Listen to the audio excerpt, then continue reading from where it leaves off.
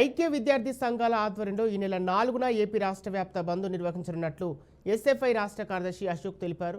విజయవాడ బాలోత్సవ భవన్లో బంద్ పోస్టర్ను ఆవిష్కరించారు. నీట్ పరీక్ష పత్రాల అవకతవకలపై కేంద్ర రాష్ట్ర ప్రభుత్వాలు నోరు విప్పకపోవడం ఏంటని ప్రశ్నించారు. జూలై 4న నిర్వహించబోయే బంద్లో పెద్ద ఎత్తున విద్యార్థి సంఘాలు, విద్యార్థులు, మేధావులు పాల్గొని జయప్రదం చేయాలని పిలుపునిచ్చారు.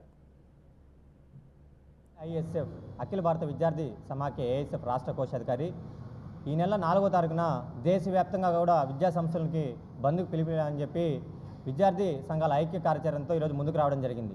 ఈ ప్రభుత్వమే లీకేజ్ ప్రభుత్వం అని చెప్పి విద్యార్థి సంఘాలు చెప్పడం కాదు, దేశవ్యాప్తంగా పిల్లల నుంచి పెద్దల వరకు కూడా వాళ్ళు మాట్లాడుకుంటున్నటువంటి పద్ధతిలో ఉన్నప్పటికీ కూడా దేశవ్యాప్తంగా కూడా ఎక్కడ కూడా ఎటువంటి విద్యాశాఖ అధికారులు కూడా నోరు విప్పిన పద్ధతిలో ఈరోజు వ్యవహరిస్తుంటే 65 పేపర్ లీకేజ్ అయినప్పటికీ 45,000 స్కూల్స్ కూడా ఈరోజు విలీనం ప్రక్రియతో ఈరోజు మూసిపడినప్పుడు కూడా ఎక్కడ కూడా నరేంద్ర మోడీ గారు విద్యార్థులకి నేను ఉన్నత విద్యను అందిస్తాను అని అనేక రకాలుగా మాటలు చెప్తున్నారు, కానీ అధికారంలోకి రావడానికి ప్రయత్నిస్తున్నారు. కానీ మూడోసారి ముచ్చటగానే అధికారంలోకి వచ్చాను అంటున్నాడు.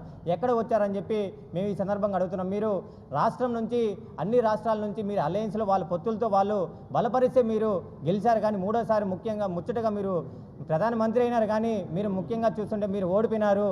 ఎందుకంటే యావత్ విద్యార్థి యువత అంతా కూడా దేశవ్యాప్తంగా మీరు చిత్తుగా ఓడించారు.